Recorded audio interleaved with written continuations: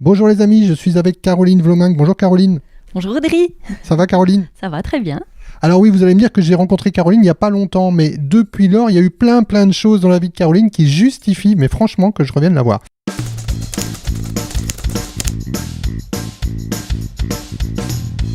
Qu'est-ce que tu nous as fait Caroline depuis le mois de mai à peu près? Début mai, il y a le livre incisif qui est sorti. Donc ça y est, il est sorti. Ouais, il est là, tout beau. 5 histoires. 5 histoires sombres, très très sombres, comme le ciel. Le ciel belge. Ah, c'est ça, on est servi depuis quelques temps. Oui. Donc c'est 5 histoires de personnages qu'on pourrait croiser dans la rue. Mais qui sont sombres, qui finissent mal. On va pas dire que ça finit mal, sinon... qui pourraient finir mal. Qui pourraient, en fait, voilà, c'est des histoires où le destin, on va dire, des personnages n'est pas toujours très optimiste. Et en plus de Incisif, tu nous as encore sorti autre chose. Ouais, donc depuis Incisif, j'ai sorti un opuscule, donc toujours aux éditions La Miroir, et ça s'appelle Vacances, j'oublie tout. Très léger comme histoire. Bah, tu dis léger, mais en fait, t'es en complètement décalage. C'est pas si léger que ça. C'est pas si léger que ça, mais voilà, je voudrais dire même style, même genre, même ton, même fin. Laissons peut-être au lecteur le plaisir de savourer peut-être une fin heureuse, tiens, et pourquoi pas. Et donc le titre, clairement, il y a un lien avec les vacances. Ça, c'est clair.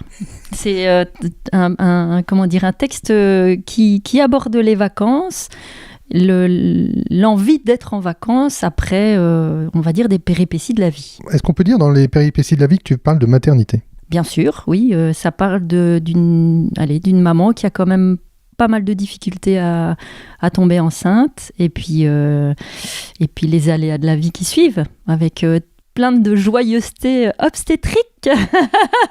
Voilà. C'est une des rares nouvelles qui parle de ça à ce point-là, non ? Mais en fait, c'est dans cette nouvelle, il y a beaucoup de choses, je pense, que des mamans ont vécues, et que peut-être on ne le dit pas, on ne partage pas ce genre d'informations dans les conversations mondaines, parce que c'est des choses qui sont arrivées aux jeunes mamans, à la maternité ou des choses pareilles, et en général, les femmes le savent, mais pas les autres. Et moi, je dois dire que je suis un peu tombé des nues, parce que moi, je suis un homme, je suis pas une femme, et donc j'ai découvert plein de choses, quoi. Et franchement, c'est presque choquant. Le problème, c'est qu'il y a pas mal d'informations qu'on ne divulgue pas, parce qu'on doit garder quand même une dignité de femme après. Sinon, on va nous affubler qu'on est devenu que des mamans. Mais sinon, évidemment, il y a des expériences à l'hôpital, des expériences obstétriques qui laissent quand même des cicatrices. Et pas que l'épisiotomie. Hein. Voilà. Est-ce que pour toi, le fait d'écrire, il n'y a pas que la chute qui compte? C'est-à-dire que moi, je prends beaucoup plus de plaisir dans tout ce que tu écris avant que la chute. La chute, je ne vais pas mentir, quelque part, à un moment en tout cas, pas tout à la fin, on la voit venir quand même. Ça, moi, je dis rien. Voilà. Je laisse au lecteur la joie de profiter d'une triste ou d'une jolie chute. Mais c'est clair que c'est un petit peu comme quand on a un objectif. Est-ce que c'est le chemin pour accomplir cet objectif ou l'objectif en lui-même qui prime? C'est ça, c'était le sens de ma question. Toi, tu prends plus de pied à écrire tout ce qui arrive avant la chute ou la chute en elle-même? Ou bien ton objectif, c'est de nous mener à cette chute? Du tout. En fait, ce qu'il y a, c'est que, on va dire que toutes les histoires, à la rigueur, qu'on peut lire, elles sont simples. Il y a un fil rouge, il y a un début, il y a un milieu, il y a une fin. Et comment dire, c'est toutes les péripéties qui viennent alimenter le discours, le récit, qui sont intéressantes aussi. Donc ici, il y a plein de digressions. Donc à la rigueur, oui, l'histoire est simple, mais c'est toutes ces petites histoires qui viennent s'agripper, s'accrocher au récit, et qui font, je dirais, un peu la saveur de la lecture, si on peut dire saveur. Mais c'est ça que je disais, c'est que moi, je prends plus de plaisir dans tout ce que tu écris juste avant la chute. Et la chute en elle-même, franchement, elle est très bien. C'est pas ça que je veux dire, hein. C'est pas un jugement qualitatif, mais c'est un jugement plutôt d'une perception de parcours et de cheminement que tu soignes beaucoup. Et c'est là-dedans, moi, je trouve toute la saveur de ton écriture. Mais ce que j'aime bien, c'est... une histoire, on va dire, simple et venir accrocher des petites histoires, mais qui sont même parfois, on va dire, trash, violentes et qui viennent aller dynamiter ou dynamiser le récit, c'est ça, hein. C'est dynamiter parce qu'il y en a qui m'ont déjà dit qu'ils avaient éclaté de rage, de sanglots, de plein de choses. En le lisant, comme dans Incisive par exemple, t'as pas encore lu Audrey, mais... Bon voilà, je suis encore grillé pour la deuxième fois. C'est une histoire sur un PDG, il y en a qui disent on le voit, on le dégueule, on le vomit ce type, il y a dans l'été 89, il y en a qui m'ont écrit en disant qu'ils avaient pleuré. Et en l'écrivant, j'ai eu du mal aussi. Parce qu'à un moment donné, c'est moi qui suis responsable du destin des personnages. Quand tu écris, est-ce que tu as déjà une sorte de Bible devant toi ou bien, donc, comme on fait un film, comme on fait une série surtout, on écrit une Bible en se disant on injecte la personnalité de chaque personnage pour pas faire trop d'erreurs au moment où on va écrire. Est-ce que toi, tu pars déjà avec une grande connaissance de tes personnages ? Pas nécessairement, non. Le fil rouge est là.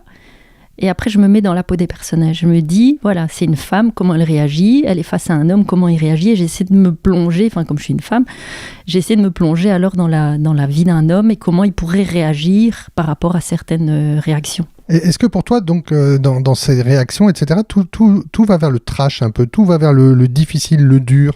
Est-ce que je pourrais écrire du feel good ? Je pense pas. Tu t'embêterais, hein ? Je pense. Je m'embêterais. Mais je trouve que c'est plus... je l'ai déjà dit, hein, peut-être dans des interviews ou quoi. On pousse plus la réflexion quand il y a des choses qui ne se terminent peut-être pas favorablement. Parce qu'on se dit, tiens, et s'il y avait eu ceci, s'il y avait eu cela, et puis ça pousse à la réflexion. Tandis que quand on nous claque une fin heureuse, voilà, elle est là. Ça se termine bien, et puis c'est tout, on ferme le livre, et puis tout le monde s'en va. Mais les fins plus compliquées... On ne peut pas s'empêcher, si on est tous des êtres de réflexion, de se dire et s'il y avait eu ça, et s'il y avait eu ça. Et dans la vie, c'est pareil, hein. On fait des choix. Parfois, on fait des mauvais choix. Et on se dit et si j'avais fait ça, et si j'avais fait ça. Et c'est plus, mon écriture, c'est plus ça que je veux. Voilà, c'est justement pousser à cette réflexion. Est-ce que tu imagines le lecteur quand tu écris ? Est-ce que tu t'imagines les réactions du lecteur ? Mais en fait, ce qu'il y a, comme je suis nouvelle là-dedans, moi, la chose qui me fait peur, c'est recevoir des messages ou des avis de gens qui n'ont pas aimé.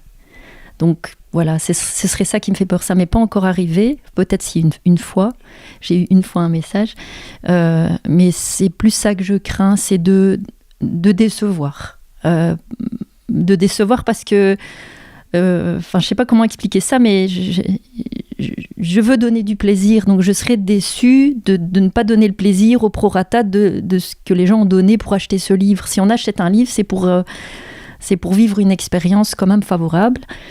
Et si le lecteur est déçu, ça me décevrait. Voilà, c'est...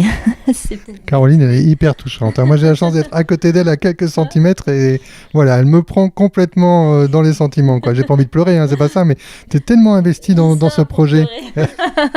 Non, mais c'est vrai, c'est plus ça. Je suis une personne très empathique et j'aime pas quand les gens n'aiment pas. Et j'aime pas quand on m'aime pas. Évidemment, on peut pas aimer tout le monde, hein. Évidemment, je ne ferai pas l'unanimité avec mes histoires. Mais c'est vrai que quand on dit ça, s'il y a du négatif, je vais être touchée. On m'a déjà dit, allez, prends du recul par rapport à ça, mais... Non, mais c'est d'autant plus touchant que tu prends quand même des directions très tranchées, quoi. Donc, t'es pas du tout dans comme tu dis, le feel good ou dans Martine à la plage, quoi. On est dans un autre monde, moi, je trouve réaliste, hyper réaliste, en fait. Hyper réaliste dans le sens où la société triture tes héros. Dans les deux que j'ai lus, Little Paradise et Vacances, j'oublie tout, tes héros sont aussi des sujets de la société, finalement. C'est clair que, quand tu regardes ici une femme qui veut avoir un bébé, il y a un papa, il y a un gynéco, dans les autres livres il y a des enfants, il y a un PDG, il y a un journaliste, il y a un photographe, hein, c'est des personnes de la vie de tous les jours, et j'en invente encore d'autres. Hein. Il y en a d'autres qui arrivent. Il y en a d'autres qui arrivent.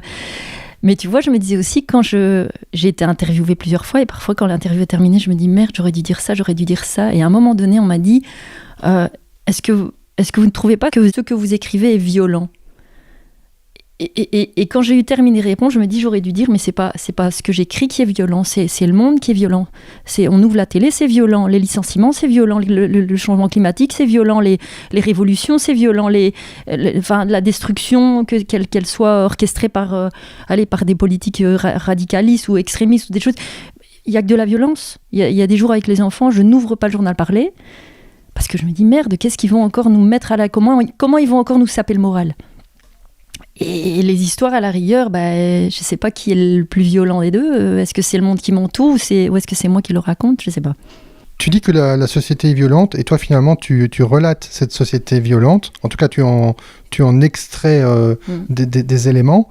Est-ce que tu n'as pas peur de t'embêter, de t'ennuyer à revenir sur cette société? En fait, il y a les choses violentes qui arrivent et il y a ce que les gens ressentent. On ne l'a pas à la télé, ça. Tu vois pas qui y a derrière la télévision, comment les gens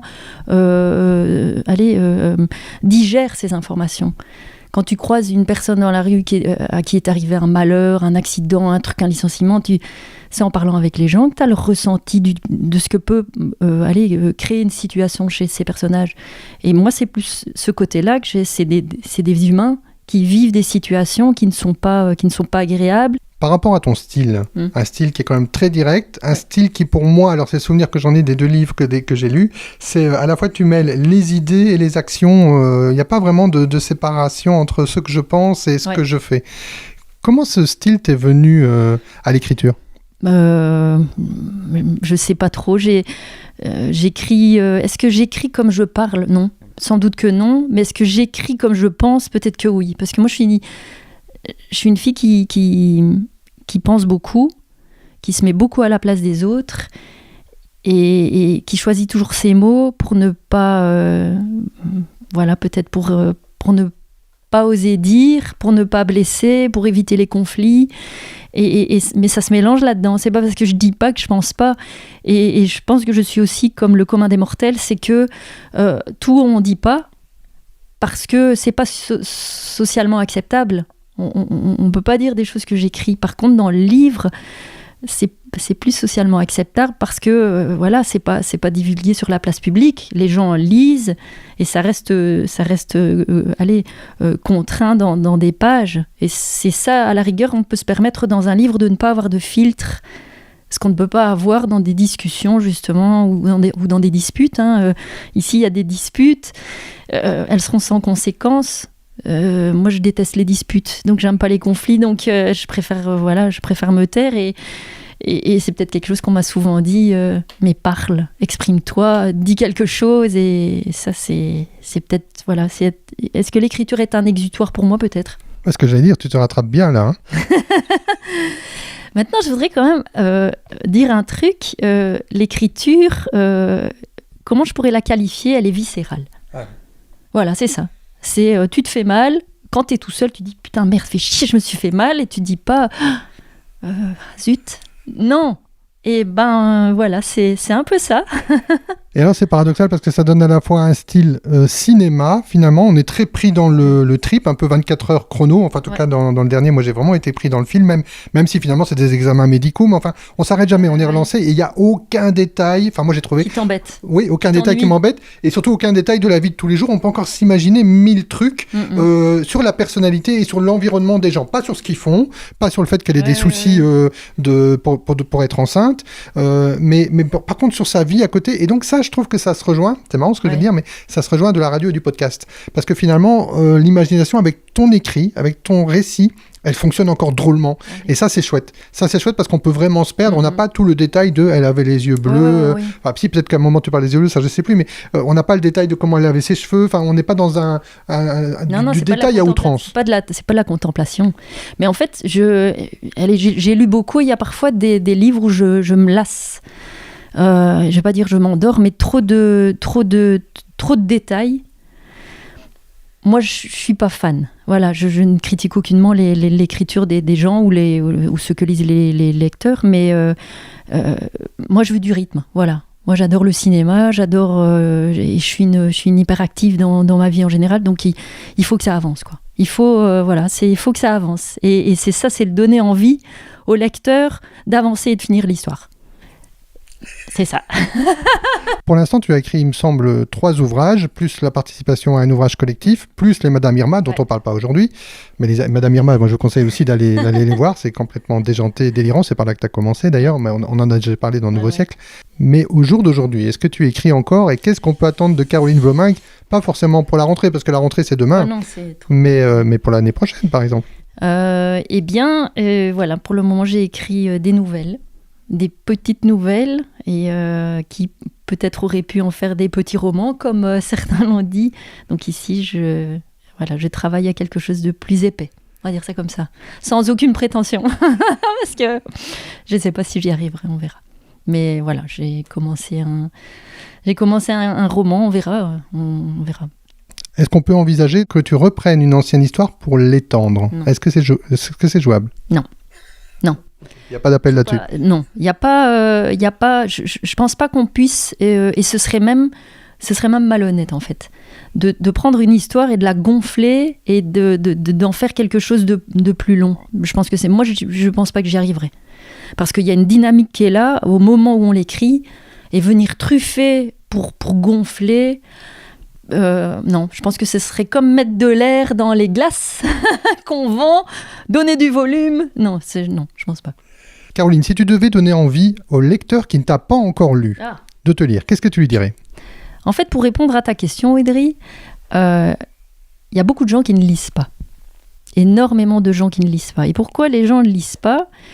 Il y en a qui liront jamais, parce qu'ils n'aiment pas lire, mais il y en a aussi qui se retrouvent désœuvrés par rapport à la quantité de pages qu'ils auraient à lire. Donc il y a des romans très épais, et il y en a qui sont effrayés par la quantité de pages à lire, donc ils ne s'y mettent pas. Si je peux donner l'envie à des lecteurs qui ne lisent pas beaucoup, qui n'ont pas le temps de lire, parce qu'il y a aussi, j'entends énormément de gens, c'est « j'ai pas le temps ». Je me cache. J'ai pas le temps. Bah oui, c'est un peu mon cas. Et l'avantage ici, avec incisive ou les nouvelles, c'est que on se dit, voilà, j'ai un quart d'heure devant moi, et en un quart d'heure, tu as fini une histoire. Et tu te dis pas, voilà, je vais commencer un truc, je vais reprendre dans une semaine, je vais perdre le fil, non. Et c'est ça qui est intéressant aussi aux nouvelles. Et les nouvelles, on m'a déjà dit que c'était le parent pauvre des romans, et je trouve que c'est dommage. Parce que parfois, tu vis 10 fois plus dans une nouvelle qui est rythmée, plutôt que dans un long roman mou. Voilà. Ben merci Caroline Vlominck, merci beaucoup. J'ai envie de dire que si les nouvelles, c'est le parent pauvre du ou des romans, bien tu lui as donné toutes ses lettres de noblesse. Merci beaucoup Caroline. Merci Audrey.